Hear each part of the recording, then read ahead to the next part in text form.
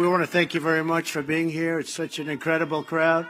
And Bob, I want to thank you in particular for your leadership in the Hispanic community and for your amazing work as CEO of the largest Latino-owned business in America, Goya. Goya. Do we know Goya? We love Goya. Well, you know, he was hit pretty hard, and they really went after him, the radical left, let's call it. And they went after him at a level like few people have ever seen. And you know what the result is? His business doubled.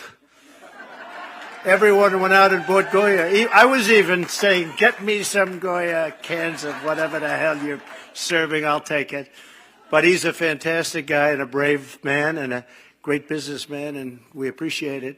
Really a fantastic representative of the Hispanic community. It's a pleasure to be here in Miami. I love Miami. I have Doral right down the road. Good old Doral, doing great. So many wonderful friends at the Hispanic Leadership Conference, and I especially want to thank America First Policy Institute President Brooke Rollins and all of the incredible people. Bienvenido, bienvenido. I have to say that. And the Hispanic Impact Panel, and sit down, everybody. We'll be here for a little while. We want to talk.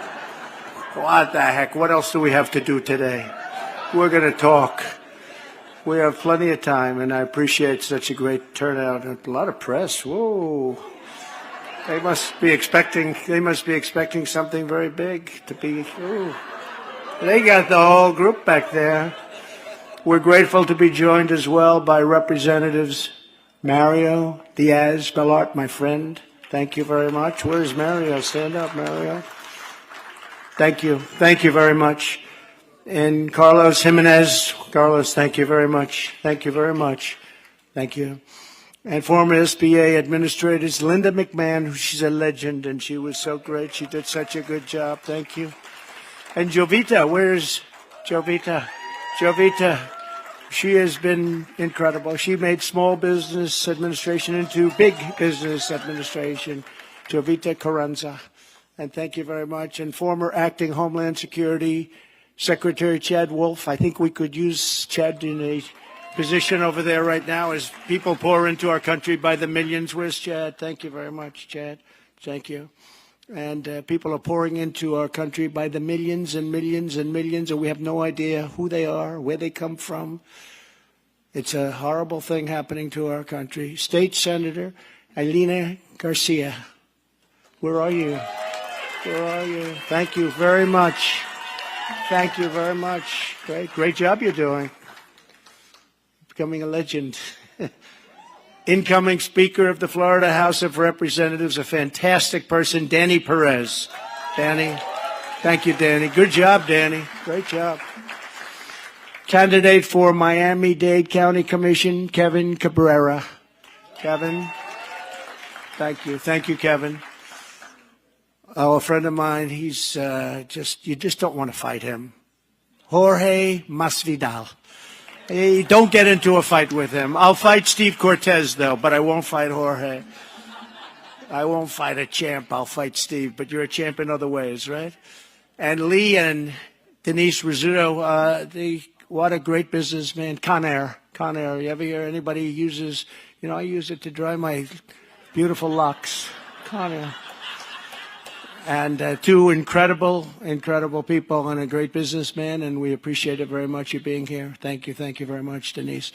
And also many distinguished guests, incredible, really successful people, largely in this case in the Hispanic community, and it's just a great community, and it's going more and more.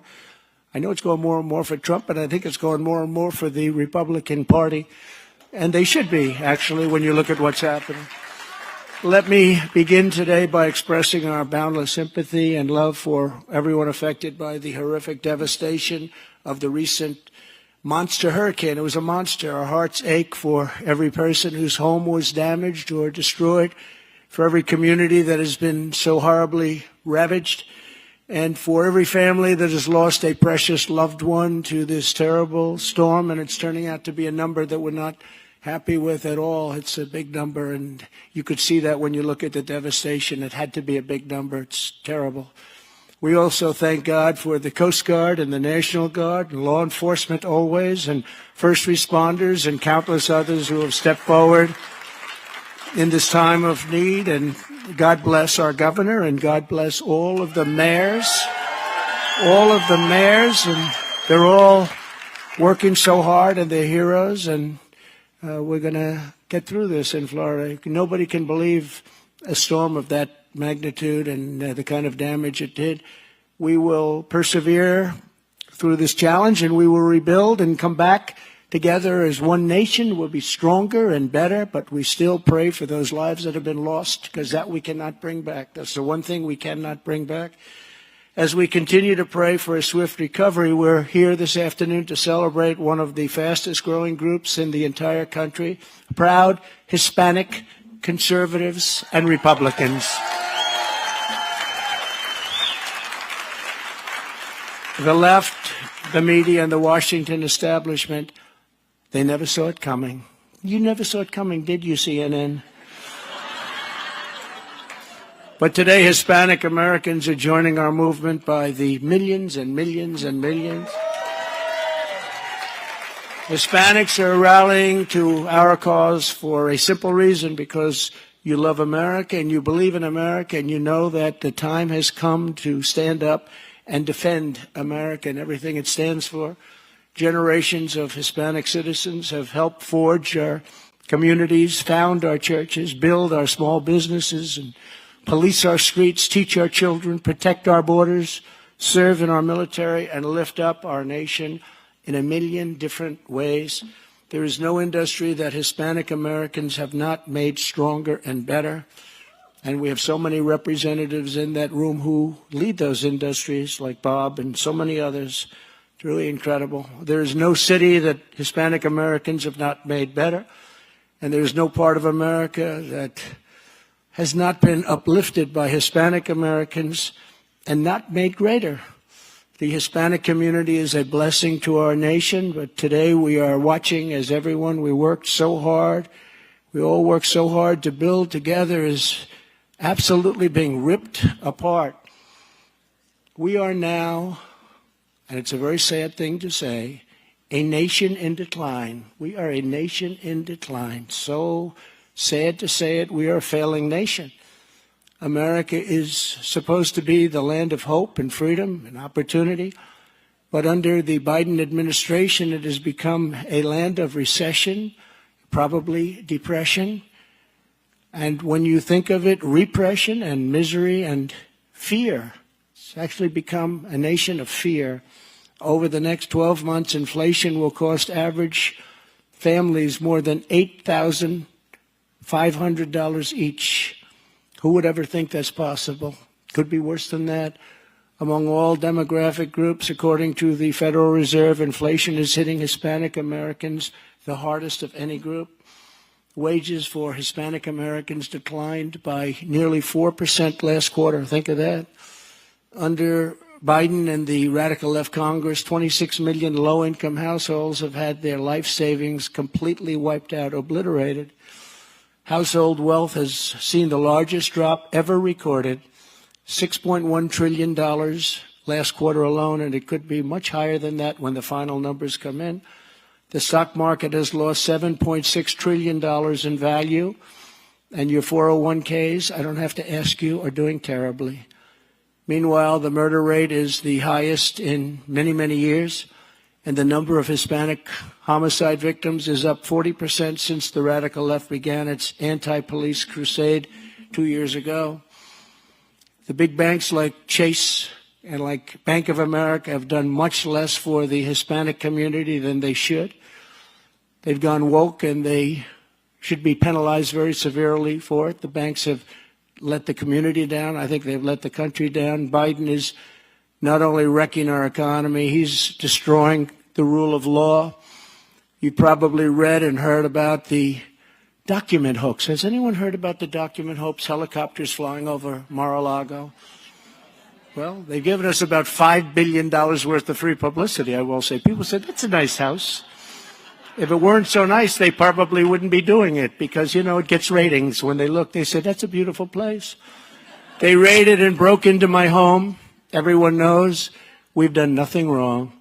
They are targeting me because they want to silence me, silence you, and silence our amazing Make America Great Again movement. There's never been a movement like this in the history of our country, not even close. The weaponized Department of Justice and the politicized FBI are spending millions and millions of dollars on this continued witch hunt, which started in various forms, all different forms: Russia, Russia, Russia, impeachment hoax number 1, impeachment hoax number 2, the Mueller report, which ended in no collusion at the end of $48 million and 2.5 years. But it was in various forms on the day I came down the golden escalator in Trump Tower many years ago. So how do we know this document hoax is indeed a hoax or a charade? Just look at how every other president has been treated when they left office. They've been given all the time needed and complete deference when it came to their documents and their papers. No other president has been harassed and persecuted like we have. I speak on behalf of you too. Barack Hussein Obama moved more than 20 truckloads, over 33 million pages of papers, classified and unclassified, to a poorly built and totally unsafe former furniture store with no security whatsoever. Bill Clinton took millions and millions of documents from the White House to his home in Arkansas. No security. Then it was reported that NARA, you know what NARA is? National Archives, you know that. NARA, which is a radical left-run agency. I don't know if you know that. Radical left, seriously radical left, lost a whole hard drive of information from the Clinton White House. Ooh, I wonder what was on there. Lost is in quotes. Quote, it lost. They're still searching for it. This is many years ago. They're still searching for it. But you can just imagine. And NARA is so woke and broken that they even placed a warning label on, of all things, the Constitution of the United States, the Bill of Rights, and the Declaration of Independence, claiming that these great American documents contain harmful language. That's a beauty. That's up there with taking the name George Washington off the high school. George W. Bush transported millions of documents from the White House to an unguarded warehouse in Texas. The records of George H.W. Bush administration were moved to a bowling alley that was combined with a Chinese restaurant. And remember, Mar-a-Lago is not only walled off, very secure, and totally safe, but it's also guarded by dozens of very strong and powerful U.S. Secret Service agents. Although, if you listen to this one very sick individual, in order to get the Secret Service to take me to the Capitol, I grabbed one around the neck. And you know, I almost didn't want to dispute it because a lot of people said, I never knew you were that physically tough. This guy was a tough guy that I supposedly grabbed. If I grabbed him around the neck, I think I would have been in serious trouble. I would have needed Jorge to bail me out. No, they make up things, and when they find out it's a phony story, they don't want to put it down that it was a totally make. Can you imagine that? That was a step too far. You know, sometimes they go too far, and people say, oh, that couldn't have happened. That could not have happened. That didn't happen. And, of course, we cannot forget that crooked Hillary Clinton completely deleted at least 33,000 government emails, many classified, after receiving a congressional subpoena. This is after she gets a subpoena from Congress.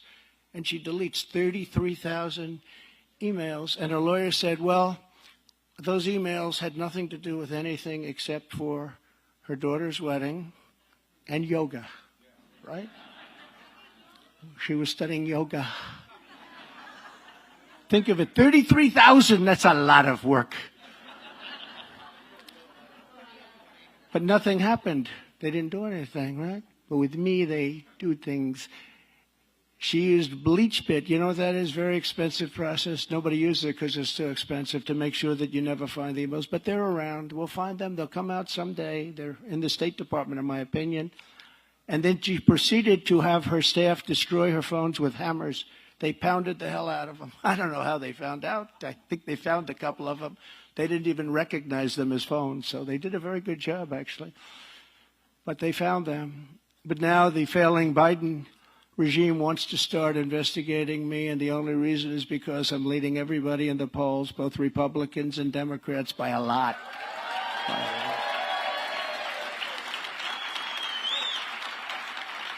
And I just say this, when should we expect, this is many years now, when should we expect a Bush 1 document investigation? It's a long time. And how about a Bush 2 document investigation? And when is Bill Clinton investigation starting? And are they beginning to look at Obama warehouse investigation? When is that, next week or this week? How about this week? There's definitely no doubt that Hillary should have perhaps been charged. They decided not to even think about it. The document hoax is just that. It's a hoax and a charade, and I'm being unjustly, illegally, and unconstitutionally targeted. It's a violation of the Fourth Amendment, you know that? And Ray Chappaqua. Only a Hispanic could say that. Who said that? Stand up, sir. Ray Chappaqua. That's a very interesting idea. But because they know we're right, and we will win, and we will continue to win at every level, and that's what we've been doing. But I wanted to just give that as a little brief statement. When you think of the unfair table setting, when you think of how unfairly we've been treated, we as a group have been treated, it's just terrible, and we have to bring our country back. We have to stop the weaponization, because the people of our country are hurt, they're angry, and they're sad. Our country is a very sad country right now. They've seen what's happened in 2 years. I say, and I say it quite often, no president, you could add 5 of them together, take our 5 worst, they haven't done damage to this country like has been done in the last 2 years. True. So, ladies and gentlemen, we are on a mission to restore the Republic to greatness for the Hispanic Americans and for all Americans. We're talking about all Americans. We had it prior to the China virus coming in. I call it because I want an accurate name as opposed to COVID. But we had a country the likes of which has nobody ever came close to us. We were doing numbers that were incredible. We were just destroying China and everybody else in terms of our percentage, in terms of our financials, in terms of everything we were doing. We were, they always said China was going to catch us in 2019. We were gaining on them. I said, if we have intelligent presidents, we'll never be behind China, even though they have slightly more people than we do, like about 1 billion more. They have 1.5 billion. We have actually, our country is so crazy now, we don't even know how many we have. We have no idea. Because I believe the number of people that came into our country and will come in this year is 10 million people, not 3 million. It could even be 12 million people. We have absolutely no idea what it is. So it's hard to say how many people we have because we have no idea how many people have come into our country illegally. But we already know what we must do. That we know. Our America First agenda is a proven path to safety, opportunity, and success, can bring our nation back from the brink of ruin. Our nation is at the brink of ruin. We're going to be Venezuela on steroids. I used to say that 2 years ago during the campaign. I'd say, well, we're going to end up being Venezuela on steroids. You know what happened? Because Venezuela 21 years ago was a very prosperous country, and today it's horrible. Of course, we'll make it prosperous again because we don't take our oil that's under our feet, Pamela, right? We don't take what's under our feet. I call it liquid gold. We go to them to get far inferior product that we refine in the United States. We have the only refiners because what they have is tar. It's very rough. It's not light and it's not sweet. It's rough stuff. And they talk about the environment. So they go into Venezuela to get stuff that's really bad. It's refined in the United States. So if there is anything goes in the air, it goes in the air in the United States. But even if it went to another country, it blows over. The whole thing is so crazy. What they're doing is so crazy. So we're begging Venezuela, we're begging Saudi Arabia, we're begging everybody for oil. And we have more than everybody right under our feet, liquid gold. Over 4 incredible years, we did more for the Hispanic community than any administration in the history of our country. Under our leadership, household incomes for Hispanic Americans reached an all-time high, and the Hispanic American unemployment rate reached an all-time low. That's a nice combination, right? And they were big numbers. Over 1.5 million Hispanic American citizens were lifted out of poverty. Hispanic American poverty hit the lowest rate ever recorded. Under our leadership, the household wealth of the median Hispanic family grew by an astounding 65%. That's in a short period of time. And if you looked at it just prior to the plague coming in from China, the numbers were numbers that nobody could even believe. I remember a very famous pollster, very well-known, John McLaughlin, came to my office just prior to the plague coming in. He said, "Sir, if George Washington and Abraham Lincoln came alive from the dead and they formed a president, vice president team, you would beat them by 40%. That's how good our numbers were. And then we did it again. We went through that horrible. We did so many incredible things, and the stock market was higher when we handed it over. Unfortunately, handed it over for what? The stock market was higher. Think of that. Was higher than, frankly, than it is now also. But it was actually higher than it was prior to the plague coming in. So it was an amazing thing, but I'll never forget that, because that would be a tough tandem, George Washington and Abraham. Ladies and gentlemen, George Washington and Abraham Lincoln have announced that they will be running for president and vice president. I would say, oh, man, that's tough. That's a tough one. Home ownership among Hispanic Americans reached the highest level in history, and to make it easier to start and grow a family, we doubled the child tax credit for 40 million Hispanic Americans. We doubled it up. We slashed taxes and regulations for countless Hispanic-owned small businesses. And in all fairness, we did for the entire country. We got the largest tax cut in the history of our country, larger than the Reagan tax cut. It's the largest tax cut. And now they're going to be doubling your taxes. And if you add the damage of inflation, that's like a quadrupling of your taxes. Under my administration, the annual revenue of the average Latino-owned small business increased by a staggering 85% before the pandemic. The Hispanic American high school graduation rate reached an all-time high, highest in history. And the dropout rate reached, again, an all-time low. And we did all of this and more by cutting taxes, slashing job-killing regulations, demanding fair trade for the American worker. We got rid of the horrible NAFTA deal. We replaced it with USMCA. They want to renegotiate the deal now. Mexico and Canada want to renegotiate the deal. That's how I know it's so good. I knew it was great. It's one of the great deals ever made in trade. We made a great deal also with China. I just don't talk about it because after the plague came in, I don't even talk about it. We made an incredible deal for our farmers and our manufacturers, but I don't even talk about that one. That was a great deal, though. Still in existence. I doubt they're probably adhering to it so much anymore because they have to respect leadership in order to adhere to it. But they adhered to it when I was there. $50 billion worth of purchases. And unleashing American energy to unlock the American dream, because the American dream is rapidly leaving. But for the Hispanic Americans, it'll never leave. You people never give up. You don't give up. You know, very entrepreneurial people. Nobody says that, but you're very entrepreneurial, amazingly successful, incredible, energetic, but very entrepreneurial.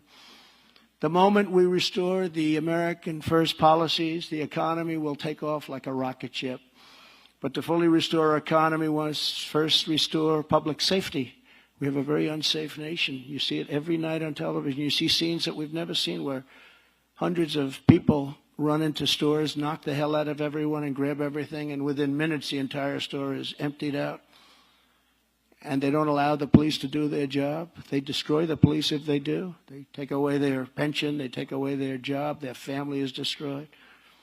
We have to let the police do their job. We have to give police back their respect and their safety, and we have to do it now.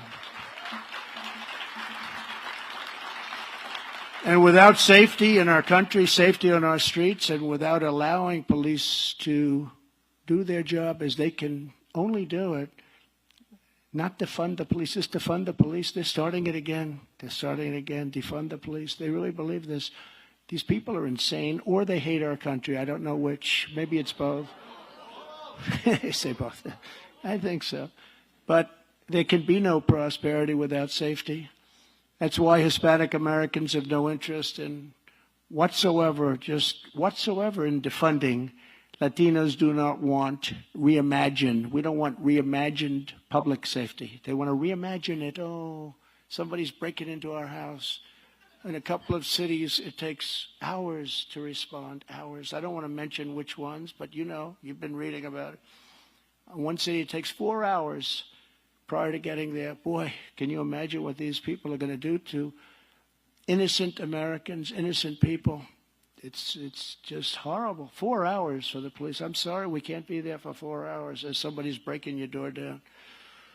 Like all Americans, Hispanic Americans want law and order. That was the thing that they missed when I ran in 2016. We did better in 2020, by the way, by a lot than we did in 2016, getting millions of more votes. We did much better. You know, they said, one of these people said to me, what was the difference between 2016 and 2020? What did you do differently? Meaning, you know, like you won in 2016. I said, well, the difference is we got millions more votes in 2020. We'd actually ran a much better campaign. But when you look at what's happened and when you look at all of the things that are going on, we have to get back to common sense. People ask me, are you a conservative? I say, you know what I am? I'm a person with common sense. I want to see borders. I want to see great education. I want to see a strong military. I want to see things that are, I want to see a strong police force so that bad things don't happen. The next Congress must pass emergency funding so we can hire thousands more police officers nationwide and put violent criminals behind bars and keep them behind bars. Leave our police alone. Just leave our police alone. Give them back that respect. They all know what to do. It's something I stress it, and I stress it again and again, and I'll say it again and again because we have to do that. I mean, I see strong cops watching and looking at people ravaging stores and ravaging cities, and they want to do something so bad, and they're told, you better not do it. Everything is on the line for you. You better not do it. Securing our streets also requires securing our borders. One of the worst lies of the radical left is that Hispanic Americans want open borders. See, when I ran, I was talking about a wall. You're right about that. No, but when I ran, I said the wall. And you know who was the first to embrace it? And we built an unbelievable amount of wall, and we completed that whole thing, and then we said we have to build more. And in 3 weeks, that could have been completed. And we had the strongest border in history. But what they said is, oh, you're going to lose the Hispanic American vote. I said, but I have to do what's right. And it was just the opposite. I didn't do it because I thought I was going to get it or not do it. I was just doing what had to be done. And we did it, and we had the best numbers ever. But we also had the best numbers along the border. We had the best numbers for Hispanic Americans that anybody's ever even imagined. In 2020, we won, I think, every single border town. And I was called by the governor of Texas, who's doing a very good job. And hopefully we're not going to have Beto, who says no guns, no God, and no oil. Think, how does a guy run in Texas say no guns, no God, no oil? No, think of it. But the governor called me. He said, you know, you did something that's unprecedented. You won every single area along the border. Won. I didn't go to 30% or 20%, you know, which was a lot more than Republicans had done. We won. And he said, not since Reconstruction. I said, do you define Reconstruction as the Civil War? I asked that question. He said, yes, not since the Civil War has anybody done anything like that. I said, that's a long time. Could we say from the beginning, the very beginning, or do we have to only go back to the Civil War? He said, I don't know beyond the Civil War, but he said, not since Reconstruction has anybody done that. You can look at the numbers. It's incredible. And we're continuing that. And I think we're even more popular right now, Bob, with the Hispanic population. Hispanic Americans are really first and foremost in so many ways in our country, the job they've done. They want great jobs. They want rising wages. They want safe neighborhoods, outstanding schools. They want drug-free communities, all of which require a policy of strong border security. And if you want drug-free, you know what you have to do. We're going to be talking about it in a second. But 2 years ago, we had the strongest border, American history. Now I believe we have the weakest border anywhere in the world. I don't think there's a third world nation that has a border where millions of people are allowed to pour in. If they had to use rocks and stones, they're not going to let it happen. We have millions and millions, and nobody has a clue where the hell they're coming from. And as you know, the communities most affected by illegal immigration are the Hispanic communities, and the Hispanic people knew that. The pollsters didn't know that. The writers didn't know that. They may have known it, but they don't write it, so we expect that anyway, because we have a very dishonest press. Very, very dishonest. Hispanic Americans, now the cameras start to go off. Those red lights. They go, here we go, let's turn off the cameras. Hispanic Americans understand that there's nothing compassionate about empowering human traffickers and child smugglers who extort, rape, abuse, and even sell migrants into slavery. There is nothing virtuous about surrendering America's borders to transnational gangs and murderers and criminal cartels. Tough people. They're making a fortune. By the way, they're making more money than the biggest people on earth. You know, you look at some of the big businessmen, oh, I have such respect. These people are making more money than all of them because of our stupid government, stupid government. Some of our nation's closest neighbors are being literally destroyed by these gangs and these cartels. An estimated 100,000 Mexican civilians have been horrifically murdered or disappeared. It's the most unsafe country right now, sadly, in the world, Mexico. At the hands of the drug cartels. I get along very well with your president. I have a very good, he is a socialist, but you know what? I really liked him. I got along with him fantastically. I think he's a great gentleman, different persuasion, but a great gentleman. But he's having a tough time with that, and hopefully he's going to get it. But he's a good man, and he wants to get it. But not to mention the millions of people harmed and killed by their deadly poisons coming out of, a lot of them coming out of China. And I had that pretty well stopped, too. We were stopping the fentanyl. I said to the president, you have to stop it. This is like an act of war. We're going to lose 250,000 people, in my opinion, this year to drugs. Not 100,000 that you always hear. It's been 100,000 for 20 years. It's going to be 250. There's no war like that. Unless you get into nuclear war, and we're in big trouble because a thing like that could happen. If we're so stupid, a thing like that could happen. This is one of the greatest assaults on human life and human dignity of our time. What's happening at the border, what's happening with the drugs. It's being inflicted upon Mexico also and other nations of Latin America at the hands of the drug cartels and their allies in the Democrat Party. They're allies. Democrats' open border policies are funneling these vicious cartel billions and billions of dollars, the money, with which to oppress and massacre and terrorize innocent people in other countries. And it's so preventable. We had it at a level that would have been, by this time, I think we would have wiped them out. I was told that somebody leaked. You know, they leak when they get paid a lot of money. They're great Trump people, and then they say, we'll give you $1 million if you want to say something bad. You know, when they want to write a good book, nobody's interested. Then they say, well, we'll pay you a lot of money if you say bad. Well, and some of them go over to the dark side. They'll say, I'll take it. But they leaked that I wanted to hit the cartels with missiles. And everybody, he just said, why not? Yeah, who stand up? Said,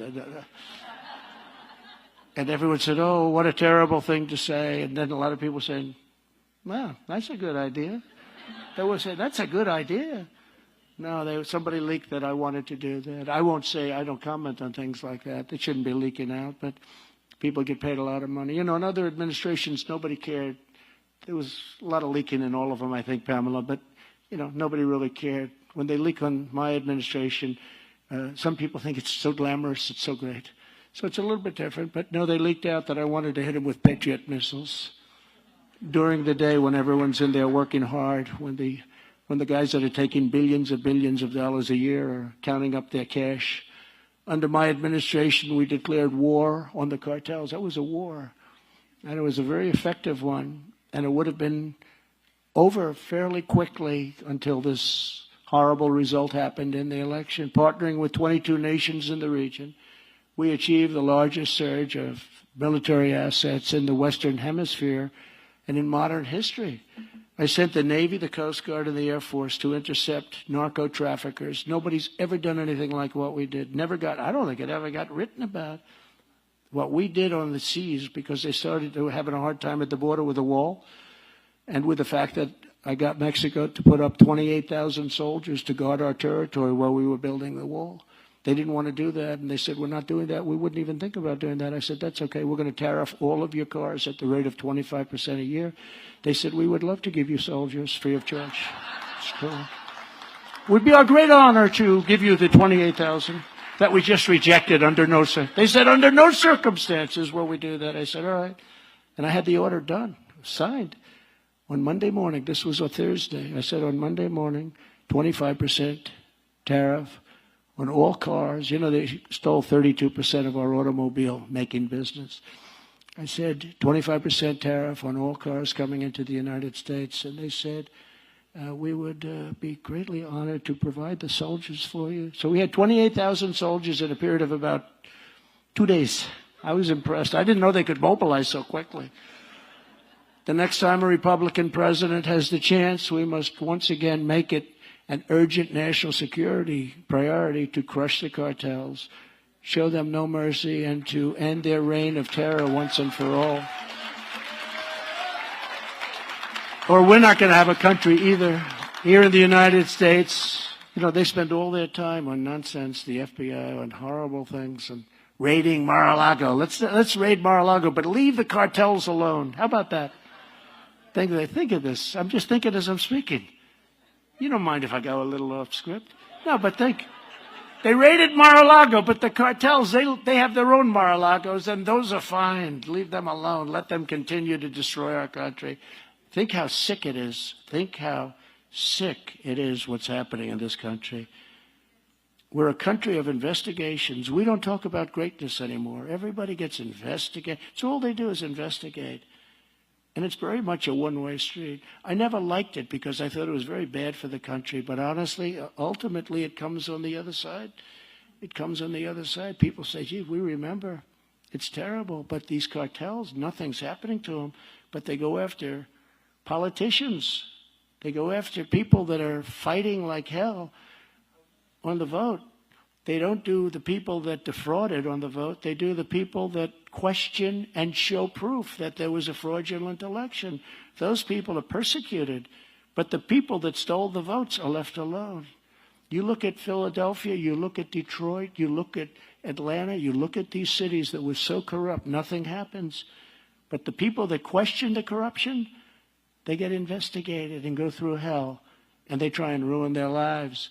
Here in the United States, we must also impose the most severe penalties for drug dealers who during the course of their lives, I don't know if you know this, will kill an average of 500 American citizens. Anybody but American citizens in this case. Think of it. A drug dealer, an average drug dealer, will kill 500 people during the course of his life by selling drugs. And that doesn't mention also the fact that so many families are being destroyed. I just tell this one quick story. You hear it at the rallies, but it's I think it's such a great story because I got to be very friendly with President Xi and a lot of them. I give you an example. Putin would have never happened. You would never have Russia right now in Ukraine. You would never in a million years, it wouldn't be there. So sad when I see all these people being killed. It's got to stop. They've got to negotiate a deal, but it's got to stop. But it would have never happened. But I was with President Xi of China, very powerful man, very strong person, very smart. You know, when I call him smart, the press says, he called him smart. Well, he heads 1.5 billion people with an iron fist. I guess he's smart, right? Maybe more than smart, Linda, right? But they get very upset when I say that people are smart.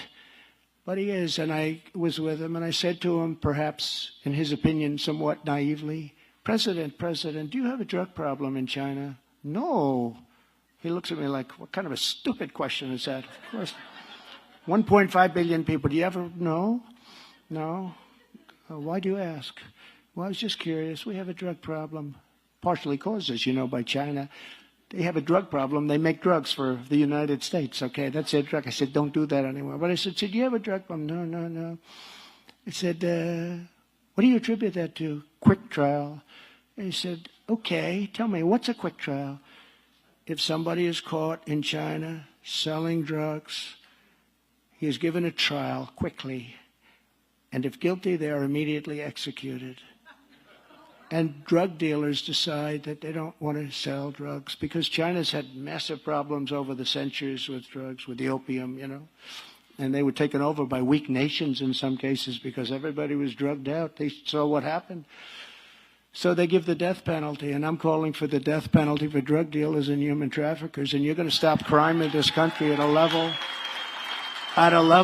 that nobody will believe. Crime will go down, in my opinion, over 80% in one day if it's a meaningful death penalty. Now we have blue ribbon committees composed of Pam Bondi, Linda McMahon, and other people that are very good. And then some people that aren't very good. Some people, socialites, lots of people. People that are doing it because they want to get the name in the paper with these people back there. But they don't care. It's just, there's nothing you can do. The only thing that's going to stop it, there's only one thing that's going to stop it, the death penalty. If somebody is selling drugs, in a meaningful way, but selling drugs, they get the death penalty. And as President Xi said, they've decided they won't sell drugs in China. Same in Singapore. Singapore, very rich, but they have a very strong death penalty for drug dealers. And nobody sells drugs. They go someplace else, like the United States, where you don't even get put in prison. Nothing happens. With the help of countless Hispanic conservatives joining in our movement, we will restore the rule of law. We will restore the values of God and family and country, which is what we all want. One of the first things that we must do when we have Congress and the White House is to stand up for parents' rights. Can you imagine, I'm saying this, can you imagine 10 or 15 years ago, say, we have to stand up for parents' rights? I mean, parents' rights are under attack. But can you imagine, I guess I'm a politician, I'm supposed to be like, I don't consider myself a politician. Maybe it's the reason I've done well in politics. I don't know. But I don't consider. But think of it. I'm standing up for parents' rights. You'd think that like parents' rights are automatic, right? But that's what we have to do. The radical left, Marxist educators, and they're all over the place. It's shocking. Where did these people come from? Have no right to raise your children or to push their perverse racial and sexual and political material into their faces and put it onto our youth. We will not let these lunatics destroy the American family. We will not let it happen. And I had it largely stopped. I had it stopped in the military. First day they came back, they reinstituted. We fired all these people. Some of them were making $400,000 a year to teach stuff to our military that was so bad. We were teaching fighting. We were teaching how to fight, how to win wars. That's what our military wants. At long last, every parent in America must be empowered to opt out of the insanity of sending their child to, and you have to be allowed to get your child to go to, because it's insane what they're doing right now, to public, private, charter, religious, home schools of their choice. The word being choice. Choice is very important in education, because what they're doing now is insane. We will also keep men the hell out of women's sports.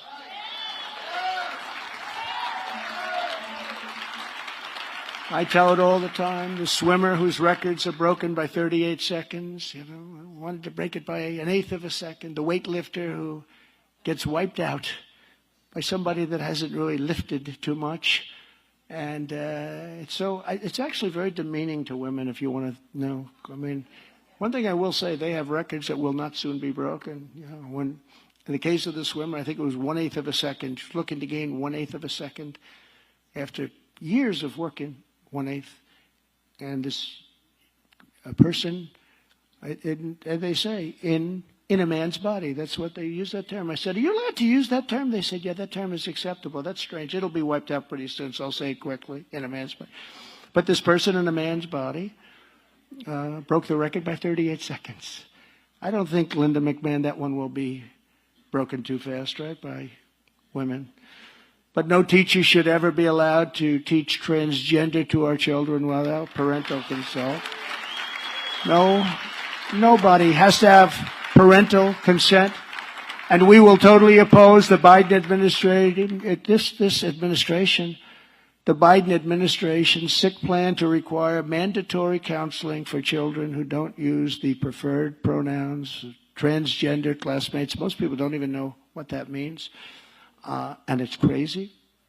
Forced indoctrination is not just an outrage, it's a violation of our dignity and our rights, and the Hispanic community has been against that before it started. You are the easiest group to talk about this subject to, and I don't want to waste a lot of time on it because you're convinced. You're already convinced. You can't let it happen to our children. As we defend our values at home, we must also defend them on the world stage. As president, I was proud to end the Obama-Biden administration's sellout to the Castro regime and cruel betrayal of the Cuban people. And I was greatly honored to be given the Bay of Pigs Award. Did anyone know that? I received the Bay of Pigs Award. That was a great honor, actually. That's right? Do you remember that? Yes. Oh, yes. Thank you very much. You're looking well? Good. Thank you. That was a great honor, actually, for me. And I just did what should be done. It was, I didn't do it to get the award. It was an honor, but I did what should be done. And we had them in a position where they were ready to make anything, any deal, freedom, whatever it was going to take. And now they've been empowered again. So has Venezuela been empowered again. I vowed not to lift sanctions until all political prisoners were freed, freedoms of assembly and expression were respected, all political parties were legalized, and free elections were scheduled. I said, I'm not lifting them. And everyone said, oh, you got to lift them. You got to lift them. As soon as they got in, they lifted everything. They're now back to square one. It's horrible.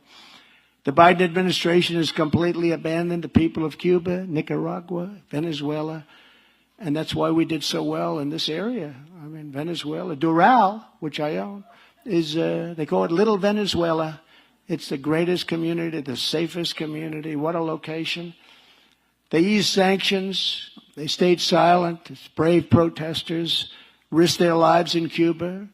They did nothing as Catholic clergy were jailed in Nicaragua. They were jailed, many, many of them. And just days ago, Biden traded 2 narco-terrorists, the nephew of Venezuelan dictator Maduro, for 5 oil executives charged with corruption, a deal that we could have made anytime we wanted.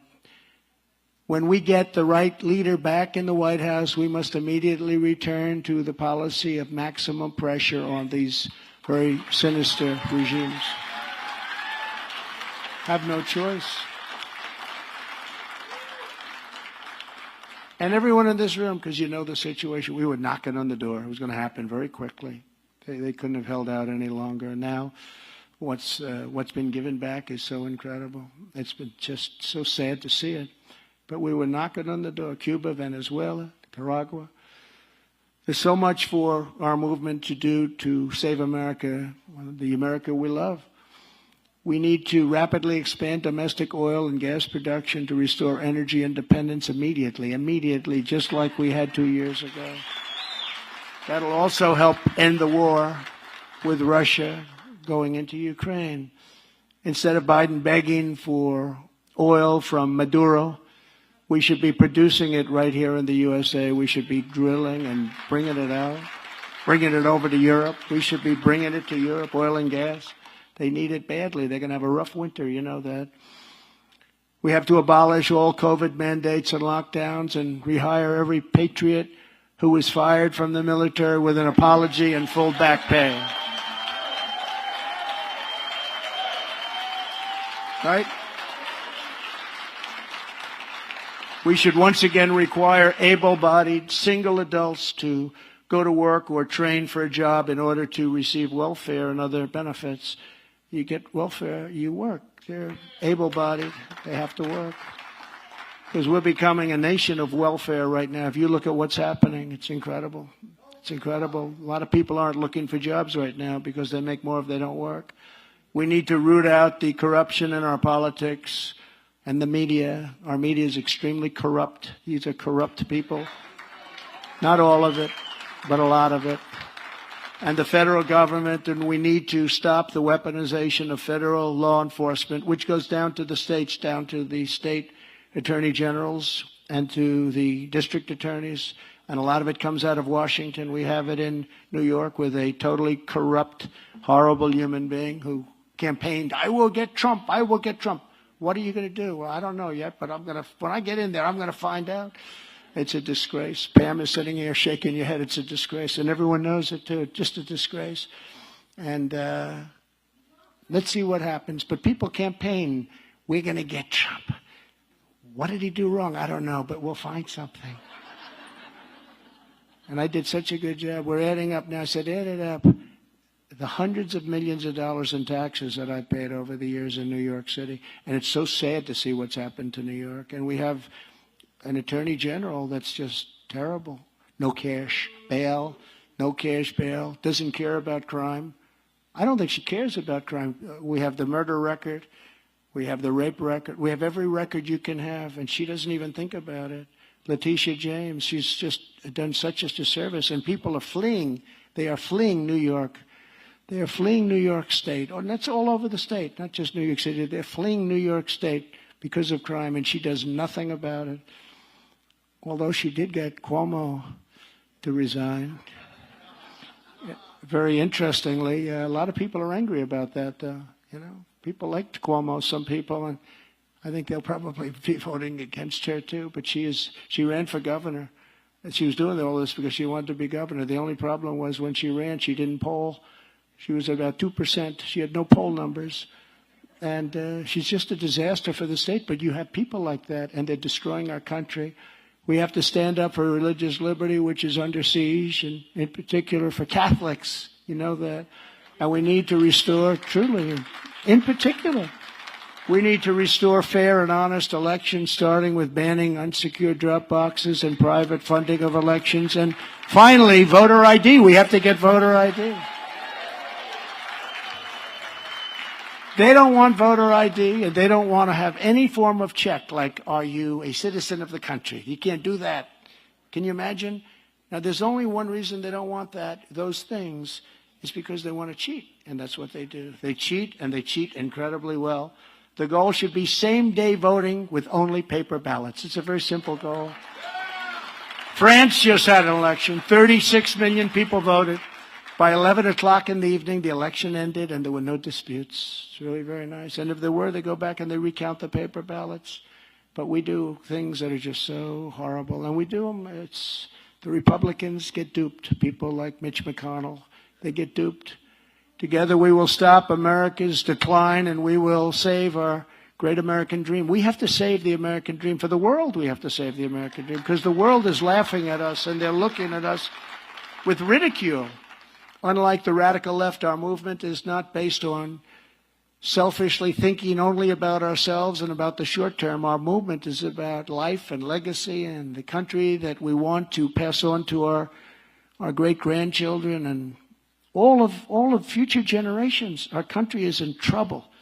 We never forget that everything America is and all that we cherish was passed down to us by parents and grandparents and great-grandparents who worked and struggled and sweated and sacrificed for our future and for our freedom. These are people that we love so dearly, and we look up and we say, I'm sorry, what happened to our country? What happened? They wouldn't recognize our country. That is the story of America, and that's the story of Hispanic communities all across the land, from New York to Los Angeles, from Phoenix to Philadelphia, from Houston to right here in Miami. I love Miami. Our ancestors gave everything they had so that we could live in the most dynamic, exciting, and majestic nation in all of history. We will not let anyone take that nation away from us. We're not going to let this nation go. We will not let socialism or communism We will not let socialism or communism rule our nation, take over our nation, and destroy our country. We will not allow America to be destroyed. The silent majority is back and stronger than ever before. I believe that. 2 years ago, we were a great nation, and soon, with the help of millions of Hispanic American patriots across this country, we will be a great nation again. Thank you, God bless you, and God bless America. Thank you very much.